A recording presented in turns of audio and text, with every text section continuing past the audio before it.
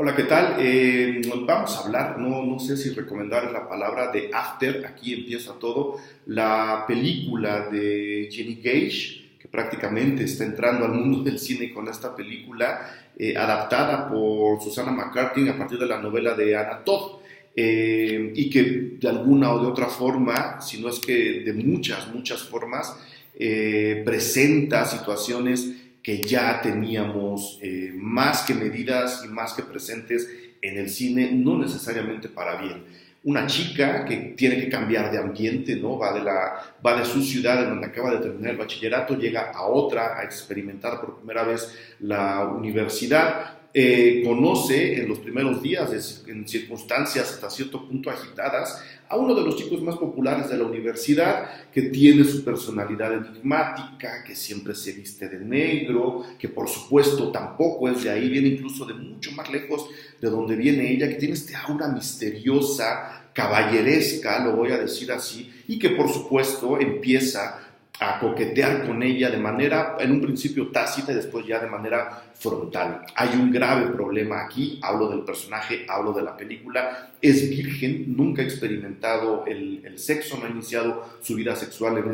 ese aspecto, y eso entre que la ata y la hace quererse guardar para el momento adecuado con la persona adecuada, plantea algo del pequeñísimo conflicto que la película en realidad tiene con sus personajes, porque el guión es tan vago y tan banal que no alcanza a armar ninguna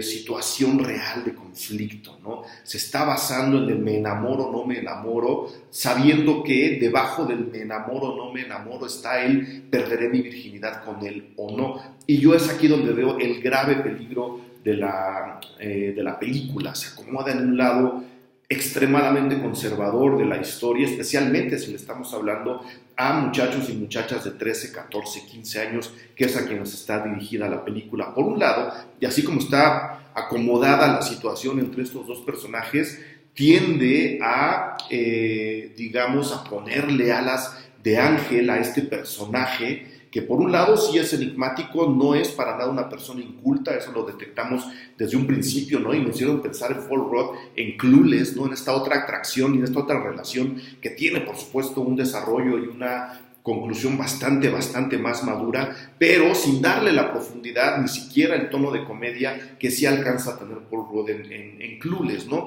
Aquí el personaje, a pesar de ser letrado, de leer, de gustarle la poesía y la literatura, tiene comportamientos bastante tóxicos con respecto a la relación con Tessa, que es el nombre del personaje central de esta chica que está en este conflicto que les acabo de plantear. Entonces, por un lado, ¿no? Al ponerle alas de ángel, haría pensar, ¿no? Que las chicas tienen que esperar, como esperaron en Crepúsculo, al hombre ideal, al hombre que las respete, al hombre que las corteje como tiene que ser y que puede llegar a convertirse en quien les quite la virginidad en una situación completamente ideal, ultra romántica y por supuesto muy metida en los esquemas del papel del hombre y de la mujer. Prácticamente le están diciendo a la chica, tú no decides cuándo perder la virginidad, alguien más va a llegar a decirte cuándo tienes que vivir ese momento, y eso se me hace bastante retrógrado y bastante peligroso. Y por el otro lado, o en consecuencia, está la, digamos, esta divinización alrededor de la virginidad, ¿no? Que es algo que las mujeres deben entregar al indicado, es algo que las mujeres deben de guardar hasta el momento último. Entonces, estos dos elementos me hacen pensar en una propuesta ultra conservadora, especialmente para los tiempos que corren, en donde los muchachos y las muchachas comienzan a experimentar su vida sexual de maneras mucho más festivas, mucho menos atormentadas, como debe de ser, pero que eso no evita que tengamos que seguirlos educando en cuidarse, en mantenerse, ¿no? Sanos, limpios, viviendo su vida sexual o social como ellos quieran, con todo tipo de libertades. Esta película no, esta película prácticamente nos está diciendo que la libertad sexual no debe ser tal y que tienes que caminar dentro del margen, dentro del esquema. Tan es así que cuando Tessa comienza a caminar hacia la orilla y se lo dice a su madre, una Selma Blair muy simpática, a pesar del papel que le tocó en la película y que no sé por qué está aquí, cuando ella le dice a la madre